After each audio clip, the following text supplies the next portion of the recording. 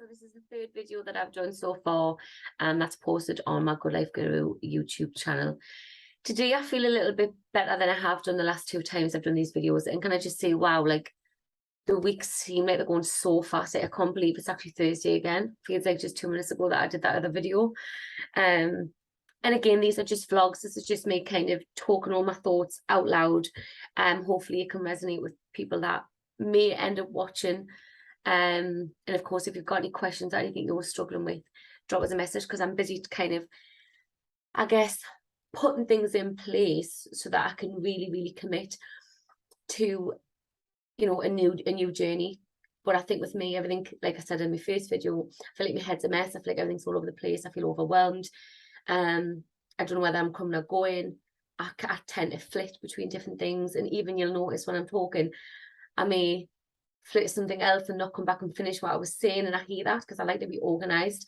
I'm a bit of a pain with organisation, believe it or not, and because I'm not organised, I feel like I've got no control over my life and my day, and everything just ends up there. So that's kind of yeah, where I'm at this week. See, I went blank. That's a bit of a pain, but I wanted to definitely mention something in this video, because I think a lot of people who have got mental health issues, they're for different reasons as well. So it's really easy for someone to say, you know, just suck it up, just smile, just put some music on, you know, just get outside. You can do all of those things, and I definitely recommend. But sometimes it can be really hard, and I think we'll beat ourselves up. So this week, Monday, I got up early. I went for, did I walk the dog first? Oh no, I did a workout, and then I walked the dog, or the other way, I can't remember. But I felt really good. I stuck to my calories. I drank loads of water. I did my steps. I felt really good. And as the week has kind of went on and on and on, I feel like it's getting harder and harder to keep up. Today I woke up actually in a good mood, and then things can trigger us really easily. So my daughter's 6, and she's just so wild. She's not naughty, she's just got lots of energy. She wants a lot of attention, and sometimes she can really battle with things. So even just the simplest things, which I'm sure all kids do, like you know, just getting ready for school, like let's make it just a nice process. Every morning we'll have a battle of like, what can I have for breakfast? And I say the same thing you can have like every day. So if you've got kids, this is definitely more for you right now. And I even went to a point where I wrote out, and did I draw pictures? I can't remember, but I'd wrote them out and I'd cut it out. So we used to say, about what do you want? You can choose from these options. So she could see our options and she could choose, rather than going through the process of going, what can I have? And me going, oh God, like this, I've got to repeat myself, like kind of thing. So it starts off with that. But this morning she was really tired, and she wouldn't walk to the toilet, and I had a bad back and I couldn't carry her, and so she had a mental breakdown. And then I ended up taking her, but he got a little bit irritated with her. And then I felt guilty. You know, this is what we do, us mums, like, we'll go through these stages of guilt. So I picked her up and I cuddled her, and I said, look, you're obviously tired, like it's all right, give us a hug. And she did calm down, give her a hug. Then she went downstairs, and then it was just trying to get her ready. Just everything. Like I heard her dad downstairs saying, Ruby, come on, Ruby, listen, time doesn't wait, come on, we need to keep moving. And she was just she was just ignoring him, and she could hear him, she was just ignoring him. Something she does that. So I could hear his tone getting a little bit more firmer, and I'm upstairs thinking, why does she do this? So I went down, I was obviously really firm. I turned the telly off and I said, right, you get ready, then as soon as you're ready, you can turn the telly back on if you've got enough time. So obviously she kicks off about that, and then I could just feel myself getting really like up a height, and sort of like, because you're in a corner in a way, you can't just escape, because you know you've still got to get her ready and get her to school. And I have a lot of conversations with Ruby, and I explain things. Sometimes maybe it's too much. Maybe I need to be a bit more certain, like, look, I'm your mum and this is what I say. But I do believe that, you know, she's a little person, and I'm not a boss necessarily. I am, and there's rules and limits and boundaries, but I know that people are conditioned when they're younger, you know, from things that are said by their parents, by people at school, and their friends. So I'm really conscious, and there's a book called The Conscious Parent, which is really good to read. So I'm really conscious about kind of how I treat her, But then at the same time, sometimes I think, well, you know, I'm treating you like this. I'm explaining things to you. I'm not just saying because I said and all of this. You know, I'm big, you're small. There's nothing to do about it. I kind of give her options, explain things to her. But then sometimes I feel like the respect, sometimes it's as if she's got no respect. So it's trying to get that balance of like being open, discussing it, and but having boundaries, clear boundaries with consequences. So anyway, she went into the kitchen and she did something else, and it came out my mouth, and I feel so guilty, like I nearly cried when after I said it. I was like, wow, like I can't believe I've actually said that out loud. And people may even curse us for saying this, but out my mouth, I just said, "Do you realise you're making me effing miserable?" And I actually swore. And she just, her face just like she jumped, and she kind of like, and I said, "Get out my sight." And she went at the same room, and I was like, "Oh, why have I told her that's just making one miserable? Like, that's not fair." You know, there's things that we could do to stop these tantrums, like getting her up even earlier, be more strict with a bedtime routine, which is really hard, even though we do try and we do our routine. She's like, oh, she needs this, she wants up, she's not tired, she wants to be in the bed with me. So I end up going to bed with her when it's my night. So I said that, and I just felt really bad. And I thought, this is part of mental health as well. It's being dependent on a little person. So I think if you're a parent, it's obviously you can be depressed about different things, but the element of just parenthood is super stressful. And it's probably why some would just go, you know, we're not getting any respect from my kids. They talk to her like crap. And I think that can kind of have a little niggle on your self-worth as well. So you have to be really resilient and know that it's not personal. And try, I guess we need to try and watch for words. But if something slips out, just correct it by sitting them down and having a conversation, which I'll obviously plan to do later on tonight with her when she gets in from school. And saying, you know, when I said that, and we'll do this, I do this quite often. If I say something, I just have that conversation and I say, well, you know, some people say things that they don't really mean it when they're feeling like they're trapped or they're anxious. And she kind of gets that, because when she feels a certain way, she knows, she lashes out, and I tell her that I understand that and that it's okay. And that is the doorbell, so I will be back. So that was the grandparents come to take the dog out, take it out. I feel like it's really dark. It's strange. While I was down there, I made myself a cup of tea, had the last bit of chocolate, that was on the bench, and a little bit of cake. It's so bad. But yes, this morning after with Ruby,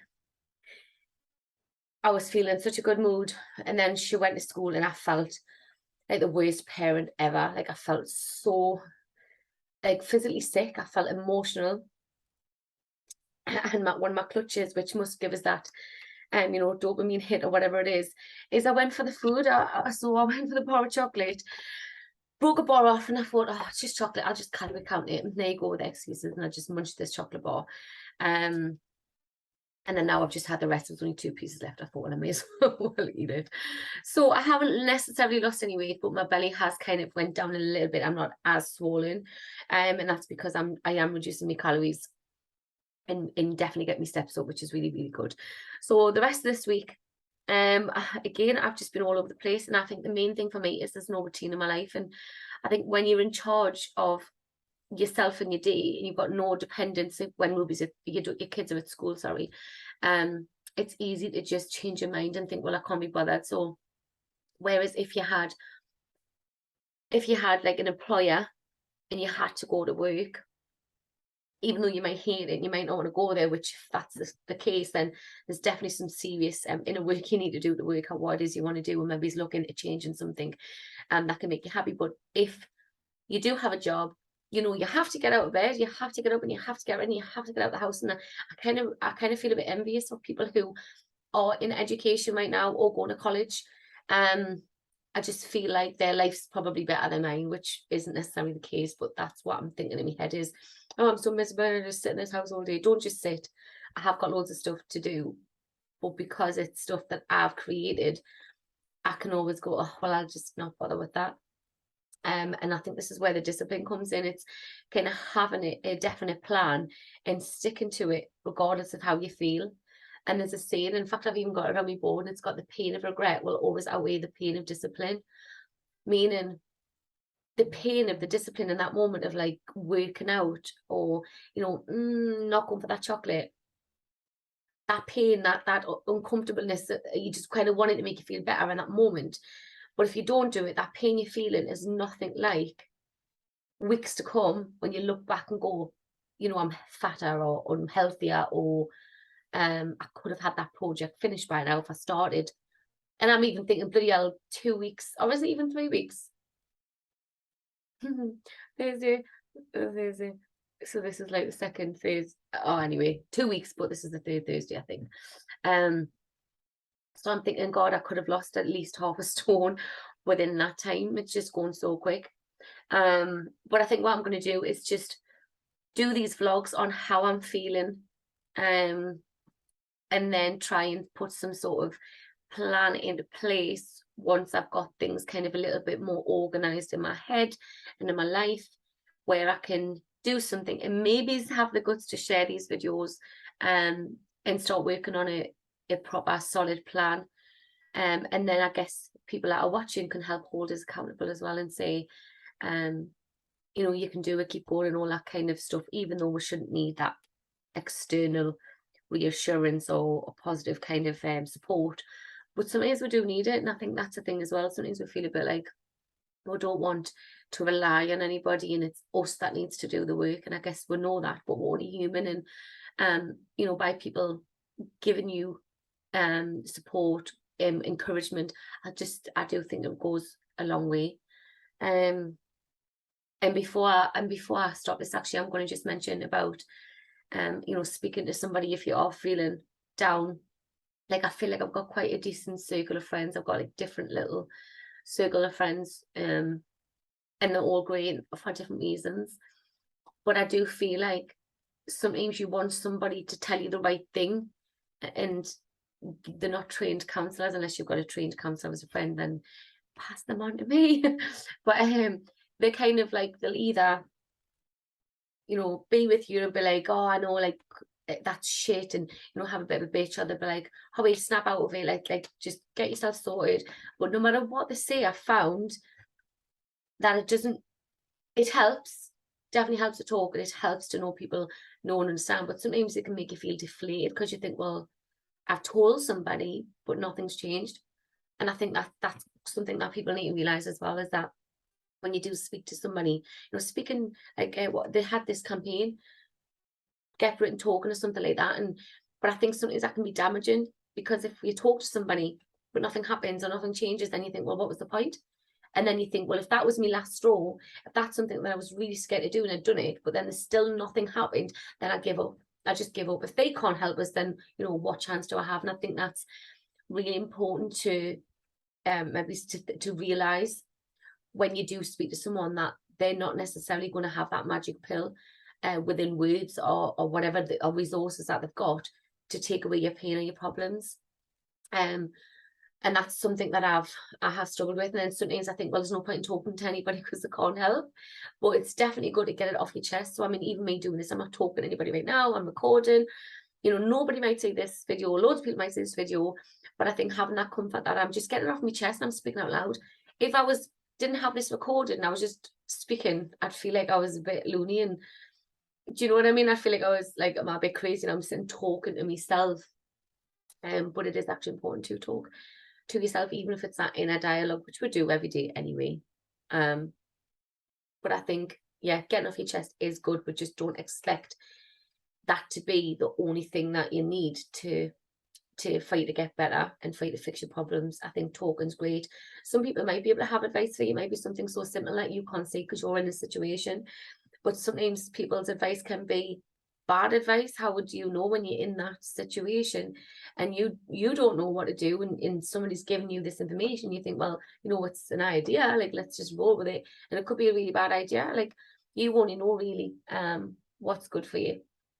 Well, I'm saying you only know. Sometimes I guess people can't tap in, and I think I'm there as well. Like, I can't tap in to my gut sometimes. I think I'm good with other people, with me good feelings, and seeing people and noticing like what their energy's like, and whether I want to kind of be a friend or or stay clear or and things like that. But I think with yourself, sometimes I don't trust my own gut, and I don't know where that's come from, but I need to kind of delve in and ask myself things like, is this what I want to do? Do I find this, does this bring me joy? Does this bring me happiness? And kind of like be honest with myself. Because I think growing up, a lot of people aren't honest with themselves. They do things, to please others, or they do things because they don't want to be ridiculed. They do things because they want to be seen as a certain way. So there's a lot of different reasons why people do and say and think and feel the way they do. But I think this is something I am starting to work on, is getting in touch with me and not putting on, like asking myself a question and not thinking, how would, if that people answer this, how would people want me to answer this? And I don't know if I said this in my last video, but I did. I think I talked about it a little bit, but then I didn't get to see this point. This is what I mean about me skipping. So I was talking about how you can be different people and stuff, but I didn't get to the point, I don't think, where there's a saying like, do you know how you are what you eat is a saying, and then there's a saying like, you are what you think, right? But it's more of, like my mum put it, is you're not, you are what you think you are who you think people think you are. So does that make sense? Like, you're not who you think you are. Some people might be, if they're in touch with themselves and they're confident with themselves and they don't need external validation, but most of us, we behave the way we're expected to behave, and that does come from childhood and from school. So, and this is why I think when you change personalities, what I was saying in my last video, so if I'm around a certain person, I must subconsciously feel like they think I'm a certain person, and then I then behave that way. I behave the way I think they think I am. And this is the thing where I'm like, I don't want to have to think about anything. I just want to be me in different situations. And maybe there's a bit that's fearful that I'm going to be me and nobody's going to accept me. And I think that's the big thing. I think that's what a lot of people probably think, is if I am myself, what if people don't like that? So then you, like, for example, you're sitting in a situation and somebody says something, you might want to go, bugger off, like, you're talking shit or whatever, and I giggle about it. But then you might think, yeah, I can't say that to this person. And you go, oh yeah, I know what you mean. Do you know what I mean? So you kind of like, you change how you respond to people based on the way they are and how you think they think you are. So God, I've got a lot to kind of work on. And for some people, if they do come over this and think, oh my God, what a she's like, yeah, not all there, she hasn't got it together, you're right. But I would love to just not have not have a care. I want to have a care, but just not be doing even this, just to know who I am and be comfortable who I am, love who I am, have a proper purpose, and get up in the morning and feel good and be able to tackle Ruby's bad behavior, or David being in the mood, or somebody saying something mean. I want to be able to tackle that with, that's your opinion, that's your business, and protect my energy and protect like myself, and not react in a negative way. But I guess, that's probably impossible because we are only human. But anyway, I do feel like I'm kind of dragging this out a little bit too long now. So I'm going to end this video and then what date's it next week? Let me have a little look.